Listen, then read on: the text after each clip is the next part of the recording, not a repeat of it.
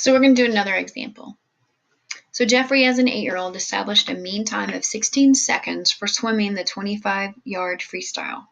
He had a standard deviation of 0.8 seconds. His dad, Frank, thought that Jeffrey could decrease his time by using different goggles. So he bought his son different goggles and timed Jeffrey for 15 25-yard freestyle swims. For the 15 swims, Jeffrey's mean time was 15.8 seconds with a standard deviation of 1 second. Did the goggles decrease his time? Okay, conduct a hypothesis test using a preset alpha of 0.05. Assume that the swim times for the 25-yard freestyle are normal. If you go back and think about the rules that we had for z-test, remember it said sample sizes of 30 or greater. The thing that's saving us, because our sample is only 15, is it says the swim times are normal. So that kind of gives us more leeway. Again, 15 is kind of small for a sample, but because it said it was normal, we can go ahead and use a z-test. You're really not going to have to worry about it in this class. We're going to kind of make those assumptions for you. But if you go on to another statistics class, be aware of that. So why is this a z-test? Again, this is a z-test because of the population standard deviation. And in this case, it's 0.8 because it said that he had an established mean time with a standard deviation. That means it's the population mean and the population standard deviation. So think about it this way.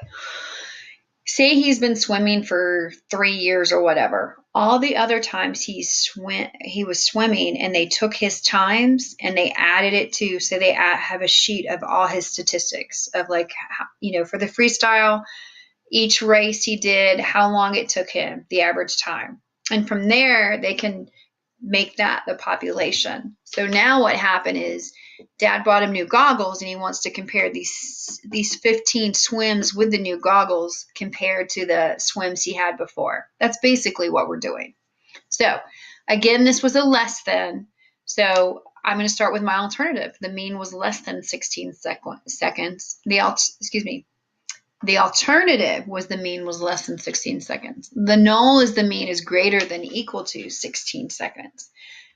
Is this a right-tailed, left-tailed, or two-tailed test? Again, it's left-tailed because it's less than. And the population standard deviation is 0.8. Again, it was the established mean time and standard deviation. All right, so we have the sample mean, which is 15.8. And we have the sample standard deviation, but I'm not asking for it this time. And when you have a z-test, it probably won't get asked for. If it is, it's either in the problem or you don't have it. And it's not a big deal because you're not using it.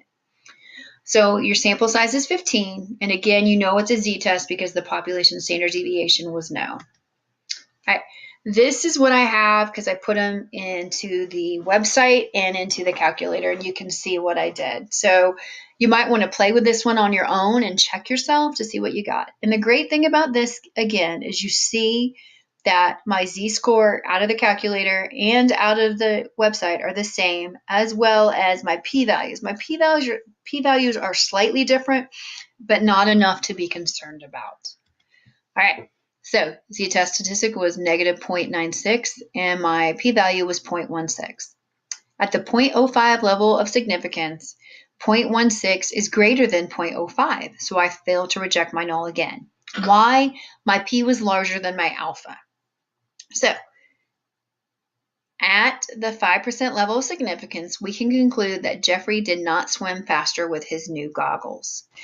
So that means his time did not go down. So there's no, or I can put it this way, there's not sufficient evidence to show that Jeffrey's mean time to swim the 25-yard freestyle is less than 16 seconds. So the goggles really didn't help.